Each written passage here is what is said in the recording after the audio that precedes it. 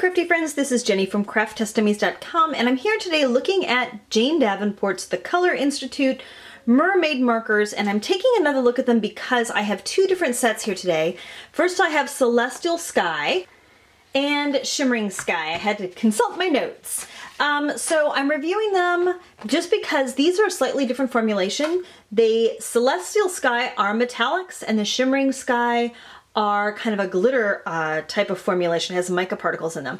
But if you've seen my other review, which I will link in the cards section, the Jane Davenport markers, the Color Institute, the Mermaid markers, they're all the same, in which, and these are already well loved, you can see I've really been using them. They include a clear barrel that is filled with the ink. It has a little pushy squeezy place. These are really juicy and frankly messy, which I don't mind, but I've been getting them all over myself. It feeds down through a regulator, and then there is an actual brush tip here. Here we go. So now you can see that this is actually authentically, it's like the tip of a paintbrush attached to a water brush that is already pre-filled with a really great color.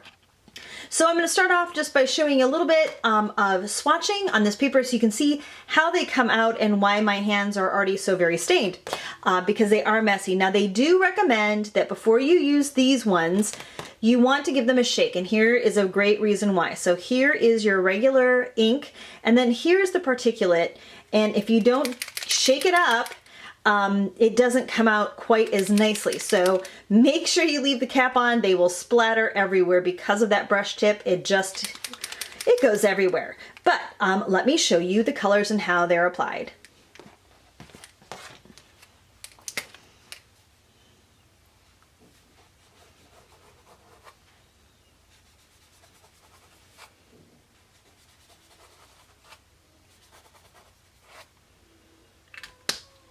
So these are your four Shimmering Sky colors.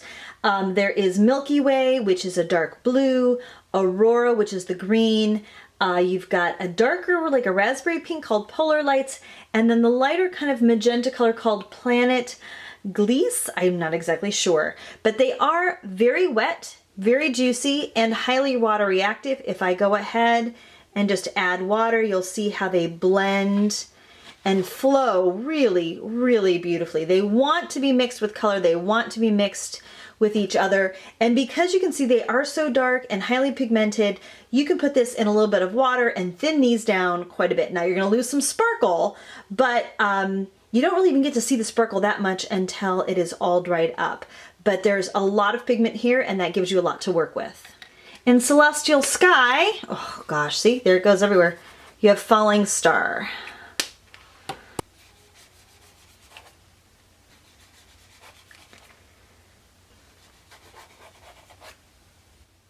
Now in the Celestial Sky series, these are the ones that really read more as a metallic, and you have colors such as Falling Star, which is a kind of a deep gold. You have Meteorite, which is silver, Moonbeam, which is kind of a gray with sparkle, and then Black Hole, which is a black, but it's a graphite. And you'll see once it's dry that it really does have that kind of metallic shimmer to it. But like the other ones, and this color is a little bit tainted probably because my water is getting messy, they are, again, highly reactive, very blendable. If you wanted to, dilute these down, you also can do that. They move and they spread. You add a little bit of water and they just kind of scatter everywhere, which makes them a really fun, loose pigment to work with. As I mentioned before, seeing them wet and then seeing them dry are different things because you can really kind of see the shimmer here. Let me get a little bit more focus. There we go. So you can see that little bit of metallic sheen to it. It's not overly much in the Celestial Sky on white paper. By the way, this is just white cardstock, but you can see how the black is more of a graphite.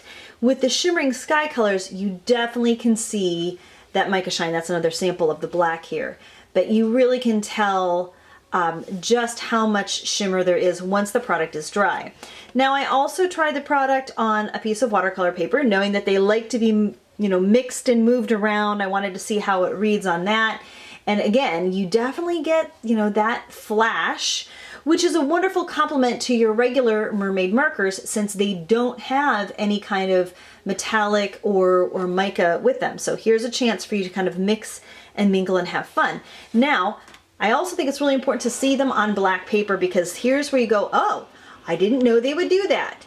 So you can see the falling sky on black really does not read gold, but kind of a beige. That's okay. Meteorite, however, which is silver, looks white, and the moonbeam, which is like gray, is also just gray, and black hole, which is supposed to be black, also almost reads like not quite white, but pretty light. Just considering how much metallic particle there is in it. So once the color seeps into the paper and kind of disappears on black, what you really see is the remaining like glittery residue.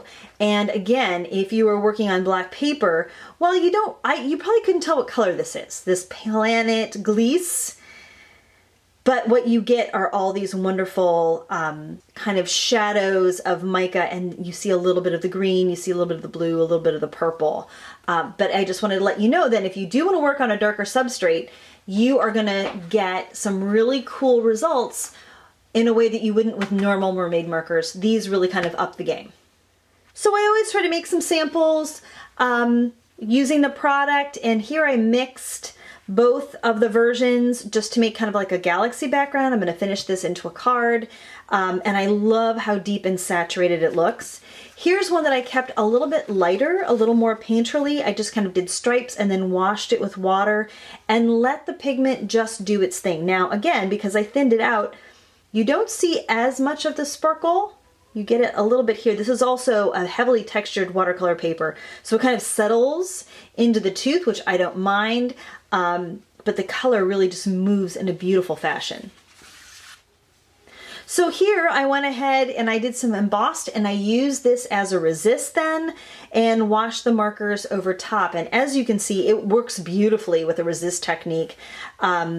You know, the white shows up, and then you've got this nice dark saturated color. And when I flicked some water and some of the moonbeam on top, it actually lightened things up, so you get a really nice reaction. If you like to do that flicking technique or misting things and using a stencil and toweling it up, you can, because it will lift the color underneath it in a really cool way.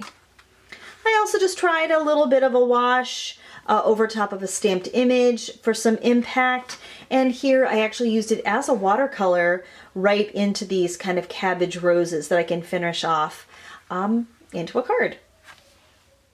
So it wouldn't be a Craft Testomies review without telling you something I don't like about this product, and that's actually the packaging. The new Mermaid Markers only clue that it is something different than a normal one is this little sparkly strip on the top of the outside of the packaging. So once you get them open, there's nothing that actually shows you that they're different. They look exactly like the sun bleached ones or the regular ones. The First Color Institute had the paper marker or the paper on top, but I really feel like they need to do a better job of showing us once you mix and mingle all of your markers that they are a different formulation. So that one criticism aside, I want to let you know I love all the colors. I wish there was some more oranges, of course, because I love me some orange, but they're wonderful to use on cards. You can see some of the samples that I made here. And yes, I will be buying every color that she makes because I think it's a great product.